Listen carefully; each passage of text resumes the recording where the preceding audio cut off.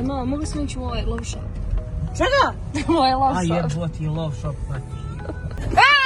Ajde vam u pičku materi svoji. Blesava. Dole žene. Pozdrav svima, ako ste ovdje prvi put ili me vidite po prvi put u životu, ja sam Nela i nakon 12 godina života u Kanadi sam se vratila u Hrvatsku. Čeli iz Kanade, jako puno ljudi nam je govorilo jednu stvar. Vidjet ćete, pokajat ćete se, vratit ćete se vi uskoro, ali evo nakon 2,5 godine vam napokon mogu reći istinu.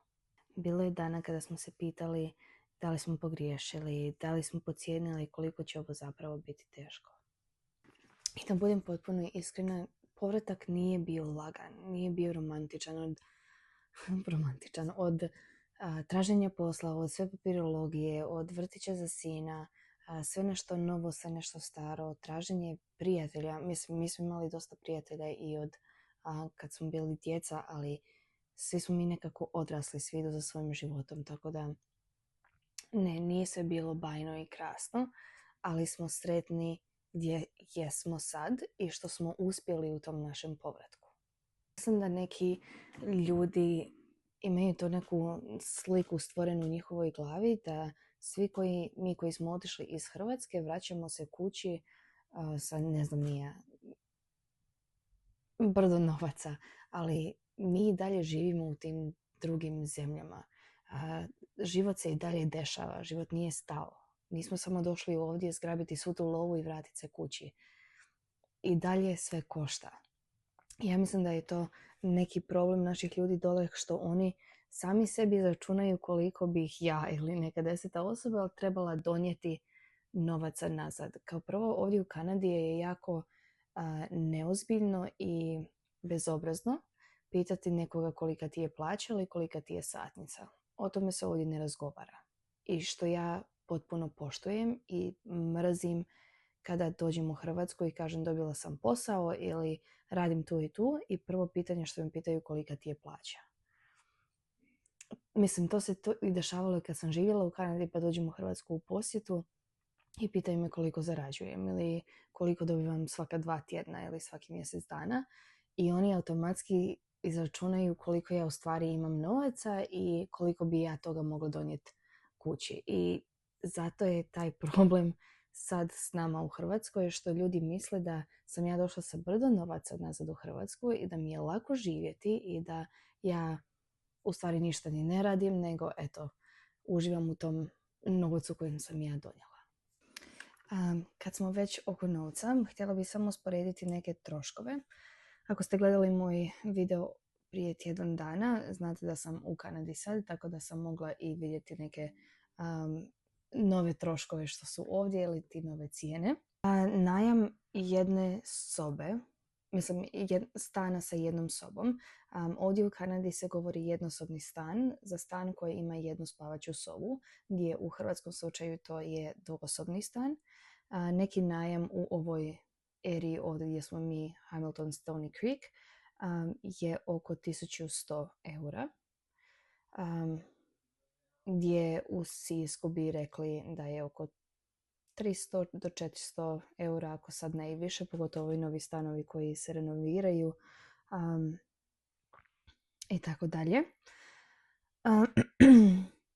Evo samo za neku usporedbu, litra mlijeka u Kanadi je oko 1,90 eura, gdje u Sisku se može naći i za, ja mislim, 70 centi. Kruh je oko €1,50, €1,80. Kod nas je oko euro. A neka mjesečna karta za bus ako nemate auto ovdje u Kanadi je oko 74 eura. Ja sam sa kanadskih dolara pretvorila u eure. Gdje u, ajmo reći, okolici Zagreba je oko 30 eura. Ovdje samo jedna karta za jedan dan, ajmo reći, ili za 2 sata u busu je gorivo ovdje je bio, jučer sam išla sa mamom ili prekjučer, bilo je oko $1,21, što je, ne znam, sad ću slagati, oko 90 centi. Tako da, ne znam, ja iskreno ne točim gorivo u Hrvatskoj, to radi moj suprug. Tako da ja mislim da je oko iste cijene.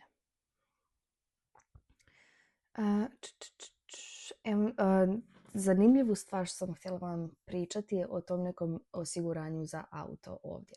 Ja ovdje mogu voziti isto auto kao osoba koja živi u Bramptonu, koja je isto u blizini Toronto, i možemo imati dvije različite cijene. Jer ovdje cijena osiguranja za auto ovisi o tome gdje živiš, koliko je grad pun ljudi ili koliko rizičnih vozača ima u tom gradu. Tako da ja ovdje mjesečno mogu plaćati oko $100 za osiguranje za, ne znam, Toyota Yaris, ali osoba koja je u Bramptonu će plaćati oko $300. Tako da je jako zanimljiva stvar. Kao što znate, ovdje u Kanadi zdravstvo je besplatno, zdravstveno osiguranje je besplatno, tako da su im pokriveni svi ti neki odlasci u bolnicu i ostalo. Naravno, plaća se kad se zove hitna ili tako to neke stvari, ali isto tako se jako dugo čeka, gdje u Hrvatskoj, ajmo reći, i onda kad plaćaš jako dugo čekaš, ali mislim da svaka zemlja ima nešto svoje što se tiče medicine. Vrtić, kao što sam spomenula u prethodnim videima, kod nas u Sisku je besplatan, gdje ovdje vrtić se može plaćati između $800 do $1200 ili ide oko €450 do €750. Ne znam, napamet bubam cijene, znam otprilike razliku između eura i kanadskog dolara.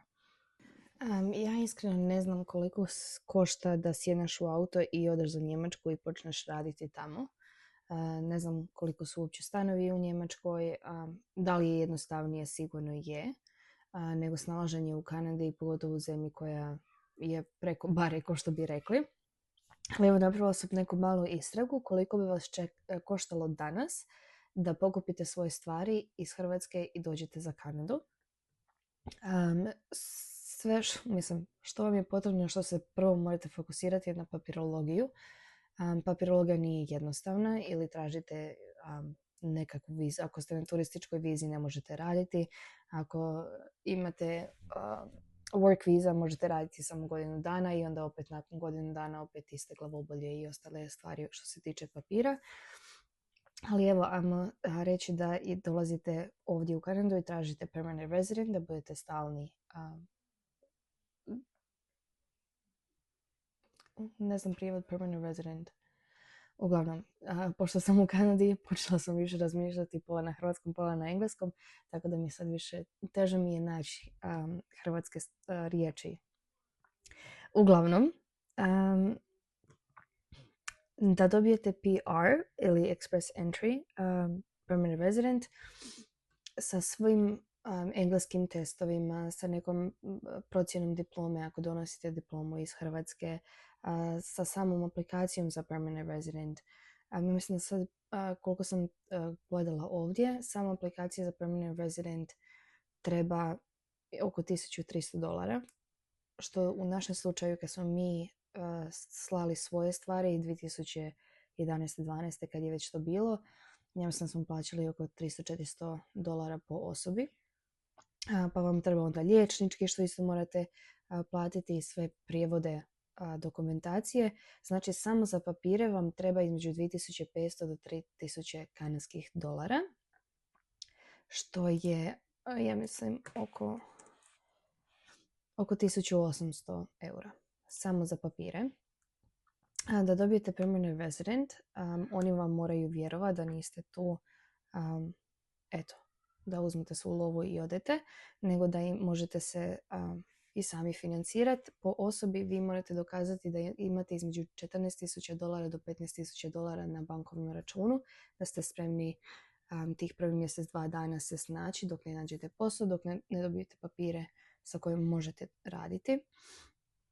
Ako ste u većim ovim gradovima, to je skupljim Toronto, Vancouver, realno vam treba $10,000 do $15,000 da se dočekaš tih prvih par mjeseci.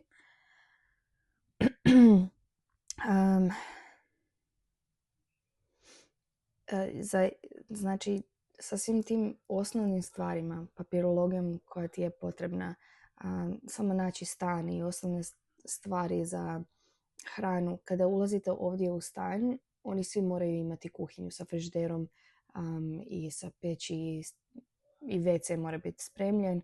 Sve ovo ostalo vi kupujete što se tiče, ne znam, kreveta za sobu, kauč i te neke sitnice. To je sve na vama. Znači, ako ste spremni spavati na podu prvih 2 mjeseca, slobodno, niko vam neće ništa reći, ali imate kuhinju. Bar nešto, ali evo, nekako realno za jednu osobu da se preseli u Kanadu danas je potrebno između 25.000 do 35.000 kanadskih dolara, a to je oko 21.000 eura. Da li je naći lako posao u Kanadi? Ako si IT, ako si građevinac, električar, vozači kamiona, sad ne znam kako to funkcionira s obzirom što se sve dešava između Kanade i Amerike. Medicinske sestre su svagdje tražene, tako i ovdje, i ti neki zanati. Naprimjer, moja mama je šnajderica i uvijek ima posla kroz cijelu godinu, jer uvijek je nešto. Nova godina, Božić, proms, krizme, pričasti, ljeta, uvijek nešto se dešava, tako da njen zanat je jako tražen. Tata radi na građevini, tako da opet manje posla ima preko zime, naravno zato što se ne može previše raditi vani, ali opet nije da je bez posla.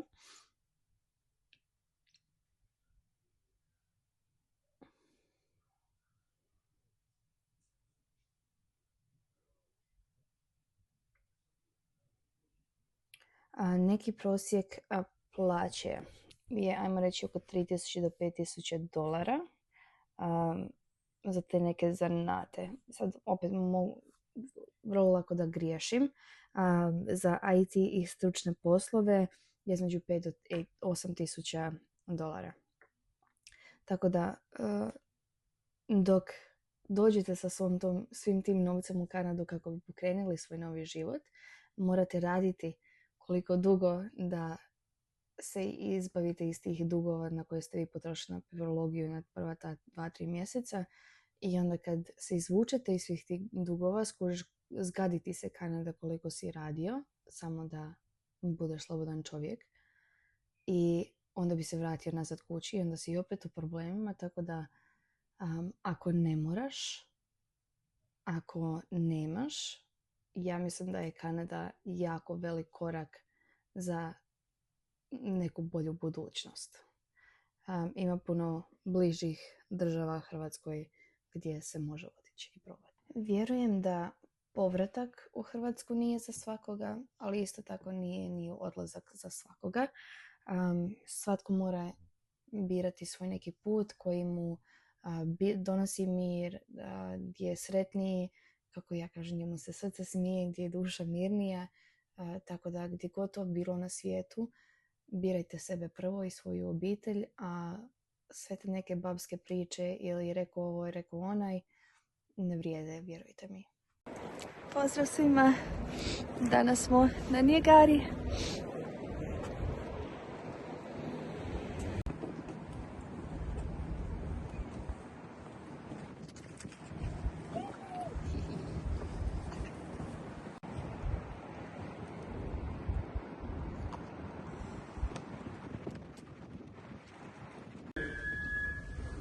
Ovdje nam je povijest Nijagare.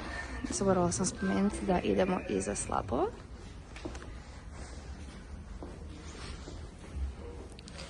Ovo je priča o ženi u bijelom ili žena u magli, tako nešto.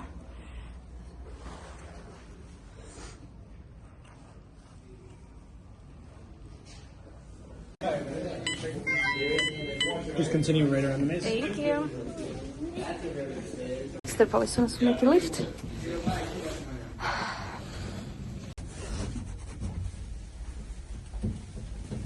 Alright, so when we get downstairs, you guys will be able to go to the 2 portals behind the falls and the upper observation deck beside it. Okay. The lower observation deck is closed due to all of the ice and snow. Of and the course. 2 portals are frozen over, so you can't see through them, but you can still go up to them. Sounds good. Questions? No.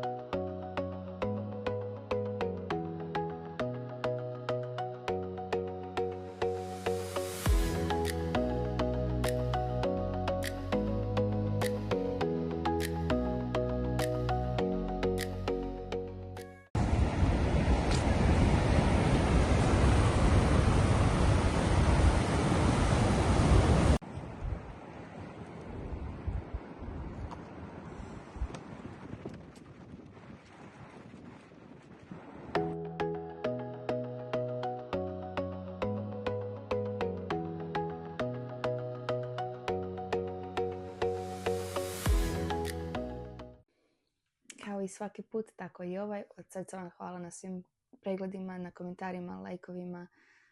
Jako nam puno to znači. A mi se vidimo u nekom sljedećem videu. Bye!